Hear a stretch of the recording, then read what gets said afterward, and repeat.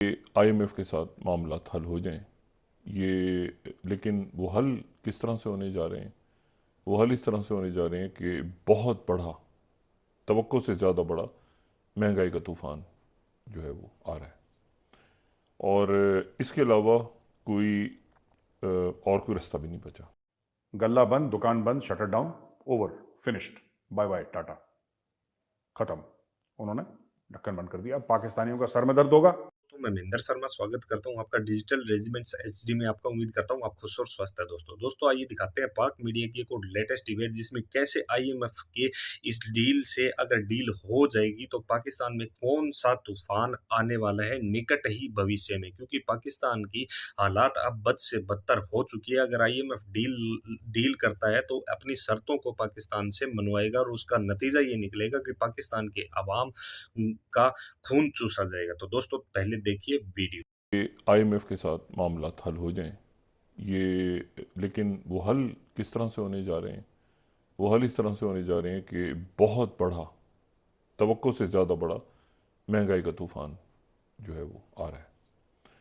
और इसके अलावा कोई और कोई रास्ता भी नहीं बचा। अच्छा, और ये भी बहुत बड़ी बात होगी कि अगर उस महंगाई के तूफान आने के बाद वो पैसे हमें दे दें।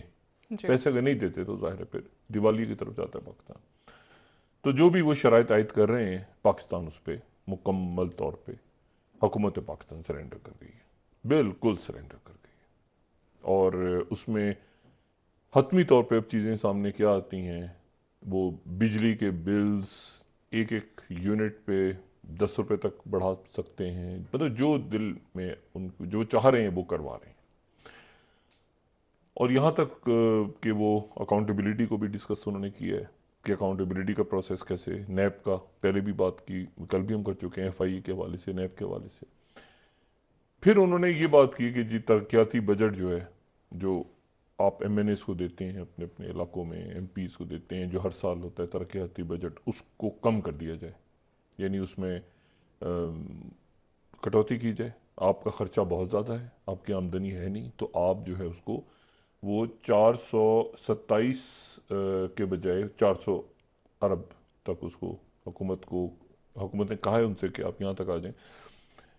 तो वो उस पे जो है वो अभी टेक्निकल लेवल पे जो मुज़ाकरात थे वो ख़त्म हो गए। और अब जो अगले 2 या 3, 1 या 2 रोज़, 9 तारीख तक उनको रहना है। जी। तो 9 तारीख को गालिबन वो चले जाएंगे और उससे पहले पहले एक मुआहदा दस्तखत हो जाएगा। और उसमें उन्होंने ये भी कहा कि ये भी बताइए कि आपको अगर आने वाले अरसे में एक तो एलसीज के ऊपर से पाबंदी फौरी तौर पे हटाएं, हम्म। और उसके लिए जो आपको $4 अरब कहाँ से लाएं, ये कहाँ से आप मैनेज अरेंज करेंगे। करेंगी, आपका काम है। लेकिन जो एलसीज और ये सारा बंद पड़ा हुआ है पूरी हाँ। बंदरगाहों पे, ये फौरी तौर पे खोलें। और फिर उन्होंने कहा है कि गैर जो है वो आपको 30 जून तक, अब ये बड़ी, उन्होंने कहा आपको 30 जून तक जो ज़र मुबादला के ज़खायर हैं, जो कि इस वक्त 3 अरब से कुछ ज़्यादा हैं। और जी। अगर मैं एक्यूरेट फिगर्स, तो ये 3 अरब तो काफ़ी दिन पुरानी बात है, 3.1 अरब या जो भी। अब मेरा ख्याल से कि वो ज़खायर जो है वो 3 अरब से नीचे हैं कहीं, जब हम मुज़ाकरात कर रहे हैं। और उनका ये कहना है कि ये है फरवरी का महीना, तो फरवरी, मार्च, अप्रैल, मई, उन्होंने कहा है कि 1, 2, 4 महीने के अंदर अंदर आपको ये जो आपके 2 अरब ज़खायर रह गए हैं, इनको 16 अरब 20 करोड़ डॉलर तक इनको करना है। ठीक। 16 अरब। जी। अच्छा, ये तो देंगे 1 अरब, फिर उसके बाद दूसरे बैंक्स इधर उधर कमिटमेंट्स, आगे कटौती, सब कुछ कर करा के, और ये आपको करना है। लेकिन कैसे करना है वो हमें प्लान पूरा बताएं कि वो आपको कैसे करना है, कहां से आएगा पैसा, कितना आप काटें। जितने आपकी तरक्याती मंसूबे हैं, उनकी जो प्रोग्रेस है वो पब्लिक के लिए वेबसाइट्स पे डालें। हम्म। और उन्होंने जो गैर ज़रूरी फंडिंग, एमएनएज, एमपीएज, इधर उधर बाकी ब्यूरोक्रेसी, इधर सब हर तरफ वो कह रहे हैं कि इसकी मॉनिटरिंग वेबसाइट पे करें। और तेजी के साथ उन्होंने कहा है कि बहुत सारे अदारों को प्राइवेटाइज किया जाए। और इसमें अब ये जो सख्त इम्तिहान शुरू हो गया है ना, सख्त, और अब फैसले हैं। अच्छा, वजीर आजम शहबाज शरीफ साहब ने इसके लिए ओके कर दी है ठीक। और उन्होंने यकीन दहानी करवाई है कि हम अगले कुछ अरसे में जो है वो 3,965 अरब रुपए जमा कर लेंगे और उसके लिए 7,470 अरब का टैक्स हदफ हम हासिल करेंगे ज़रूर इस साल। तो अब ये मामला जो है ना, बस जिस रुख पे भी जा रहे हैं वो कल या परसों तक उसकी वजाहत हो जाएगी। और उसके नतीजे में अब अगर वफाकी बजट ख़त्म होगा तो फिर उसके बाद जो है वो इनको पता नहीं वजारतें कम करनी पड़ेंगी, इनको एमएनएस के पैसे कम करने पड़ेंगे, इनको ये कहाँ पे करेंगे। लेकिन क्योंकि ह्यूमन राइट्स वॉच की तरफ से आज ये बात आ गई है कि अवाम के ऊपर ज़्यादा बोझ ना डाला जाए, और आईएमएफ भी बहुत सारी बातें ऐसी कह रही है जो अवाम पे जो बोझ डलेगा डलेगा, ये हुकूमत के अखराजात जो हैं वो कह रहे हैं कि इनको ख़त्म करें आप। खत्म कर। जी, तो पहले तो बात ये बिल्कुल वाज़ेह है कि एक बहुत बड़ा महंगाई का तूफान आने वाला है। अल्लाह खैर। एक बात तो ये हुई, और इसका आज एक आध दिन में, क्योंकि 9 तारीख को उन्होंने जाना है तो उससे पहले पहले वो हमारे सामने आ जाएगा सारा सिलसिला। दूसरी बात यह है कि 9 तारीख को ही यानी 2 रोज के बाद जो ऑल पार्टी कॉन्फ्रेंस बुलवाई गई थी वो मुलतवी हो गई है। पाकिस्तानी ड्रग मेकर्स ने मना कर दिया, बोला कि अब हम दवाई नहीं, ये ड्रग वो नहीं जो इमरान खान लेता है, ये ड्रग मेकर्स यानी कि ये पैरासीटामोल और ये सब जो दवाइयां बनाते हैं, उन्होंने मना कर दिया, बोला कि साहब पैसे हैं ही नहीं हमारे पास, हम बना ही नहीं सकते। गल्ला बंद, दुकान बंद, shutter down, over, finished, bye bye टाटा, खत्म। उन्होंने ढक्कन बंद कर दिया। अब पाकिस्तानियों का सर में दर्द होगा तो फिर दवाई नहीं है, पैर में दर्द होगा दवाई नहीं है। मैं छोटी छोटी चीजों की बात बता रहा हूं, बड़ी दवाइयां तो बहुत पहले खत्म हो गई। इंसुलिन बहुत मुश्किल से मिलती है, पैरासिटामोल, पैनाडोल, ऐसी दवाइयां पाकिस्तान में राशनिंग होती थी इनकी। कैसे राशनिंग होती? भाई आप इतना ही ले सकते हैं, एक पत्ता ले लो आप। ऐसा नहीं कि जैसे इंडिया में जाते हैं ना कि भाई जरा डिस्प्रिन देना, और डिस्प्रिन तो आजकल मिलती नहीं है, कौन सा क्या, पैरासिटामोल देना, तो बोला साहब कितनी चाहिए, 10 पत्ते लाओ, तो 10 पत्ते रख देना। उसकी भी इन्होंने राशनिंग कर दी, वो भी बनाना इन्होंने बंद कर दी, पैसे हैं ही नहीं इनके पास।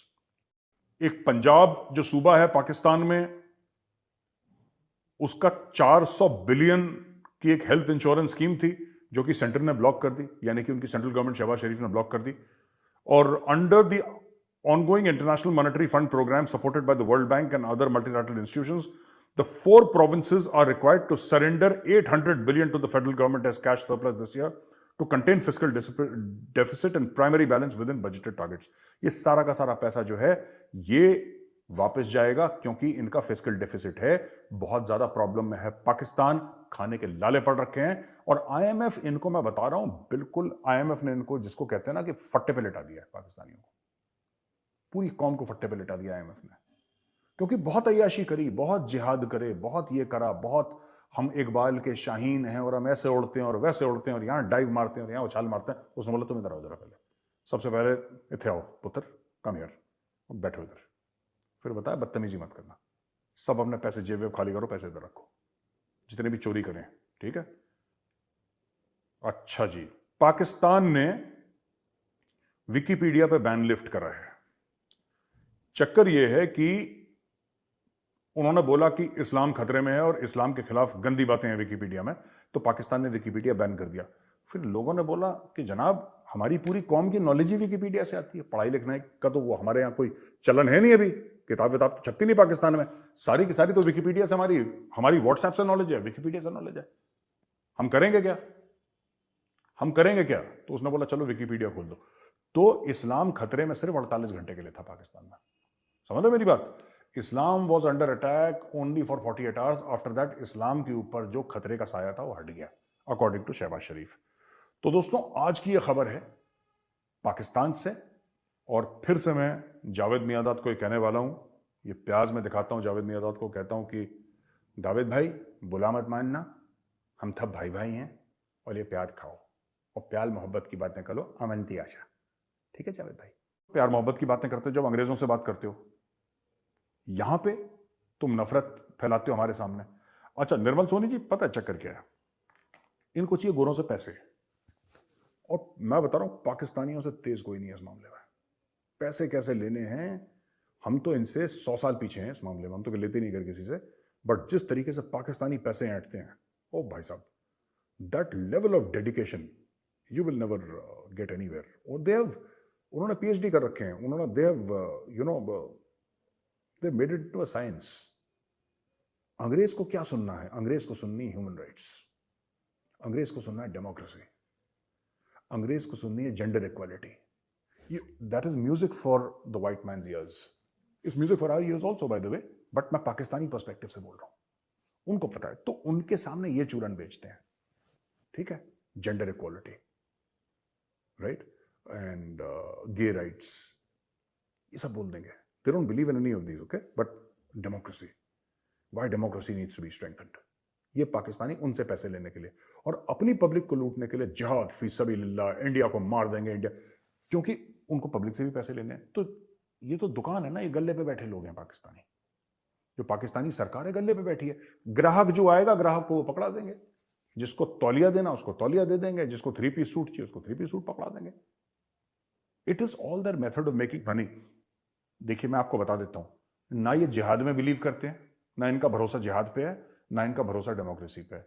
इनका भरोसा सिर्फ अपने परिवार, अपने खानदान, अपनी दौलत, अपने असासे, इन सब चीजों पे।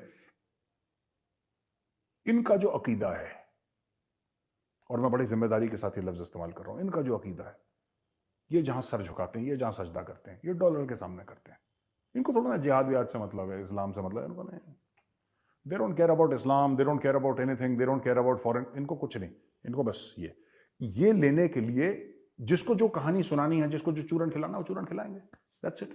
तो आपने देखा पाक मीडिया का वीडियो जिसमें सीधा सीधा बताया गया है कि पाकिस्तान के आगे जितने भी आईएमएफ ने शर्तें रखी है, जैसे कि उनको 16.2 अरब डॉलर इकट्ठे करने होंगे, क्योंकि उनके फॉरेन रिजर्व को अगर थोड़ा बहुत भरा जाएगा तो ही आईएमएफ डील कर पाएगा और उनको पैसे दे पाएगा। अभी 8 और 9 तारीख तक पाकिस्तान में आईएमएफ बैठा है और सारी की सारी शर्तें मनवाने के लिए पाकिस्तान के आगे हर शर्त अपनी रख रहा है। तो दूसरी तरफ पाकिस्तान की हुकूमत भी सरेंडर किए हुए है आईएमएफ के आगे, हर शर्त को मानने के लिए तैयार है। क्योंकि पिछले ही दिनों जब आईएमएफ पाकिस्तान में पैर रखे थे, उसी दिन पाकिस्तान में 35 रुपए के आसपास पेट्रोल डीजल के रेट बढ़ा दिए थे। तो अब आने वाले समय में पाकिस्तान में जो बिजली के रेट है वो भी 12 रुपए के आसपास पर यूनिट के आसपास बढ़ा दिए थे। तो अब कौन सी और शर्तें पाकिस्तान से आईएमएफ मंगवाएगा, इसी प्रकार की चर्चा इस डिबेट में की गई थी और सोर्स निकाला गया था कि क्या पाकिस्तान अब सर्वाइव कर पाएगा,